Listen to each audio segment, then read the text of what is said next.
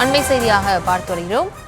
கோபிச்செட்டிப்பாளையம் சென்றடைந்த இபிஎஸ்க்கு அதிமுகவினர் திரண்டு உற்சாகமாக வரவேற்பு அளித்து வருகிறார்கள். அங்கு மலர்களை தூவி இபிஎஸ்க்கு உற்சாகமாக வரவேற்பு அளித்து வருகிறார்கள். அது தொடர்பான அந்த காட்சிகளை பார்த்து வருகிறோம். ஈரோடு மாவட்டம் கோபிச்செட்டிப்பாளையம் சென்றடைந்த இபிஎஸ்க்கு உற்சாக வரவேற்பு அளிக்கப்பட்டு வருகிறது. இவர்களோடு இணைகிறார் எமது செய்தியாளர் சக்தி. வணக்கம். மேலும் விவரம். வணக்கம். தமிழகத்தில் ஒவ்வொரு தொகுதி வாரியாக தமிழகத்தை காப்போம் மக்களை மீட்போம் அப்படின்ற எழுச்சி பயணத்தில் எடப்பாடி பழனிசாமி அவர்கள் மக்களை சந்தித்து பிரச்சாரத்தில் ஈடுபட்டு வருகிறார்.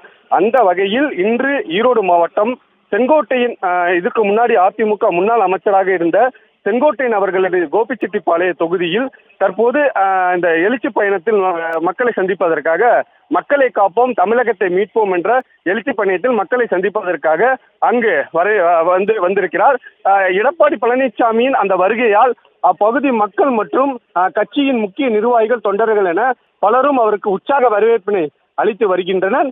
இதன் வகையில் அங்க பாத்தீங்க அப்படின்னா இந்த எழுச்சி அதாவது தமிழகம் மக்களை காப்போம் தமிழகத்தை மீட்போம் அப்படின்ற அந்த எழுச்சி பயணத்துல இன்று பொதுமக்களை சந்தித்து முன்னாள் முதல்வரும் அதிமுக பொதுச் செயலாளருமான எடப்பாடி பழனிசாமி இன்று பரப்புரை மேற்கொள்ள வருகிறார். இதற்கு முன்பு ஈரோடு மாவட்டம் அப்படி என்றாலே அதிமுக சார்பாக முன்னாள் அமைச்சர் செங்கோட்டையனை முன்னிறுத்திதான் அந்த பிரச்சாரமானது நடைபெற்று வரும். ஆனால் முதலாக இந்த முறை அதாவது முன்னாள் அமைச்சர் செங்கோட்டையனுடன் ஏற்பட்ட அந்த கருத்து மோதலுக்கு காரணமாக அந்த கட்சியிலிருந்து நீக்கப்பட்ட செங்கோட்டையன் அவர்களுக்கு பிறகு தற்போது செங்கோட்டையனை முதலாக நிராகரித்துவிட்டு இந்த தமிழகத்தை காப்போம் மக்களை மீட்போம் என்ற இந்த எழுச்சி பயணத்தில் முன்னாள் முதல்வரும் தமிழக அதிமுகவின் பொதுச் செயலாளருமான எடப்பாடி பழனிசாமி மக்களை சந்தித்து வருகிறார்.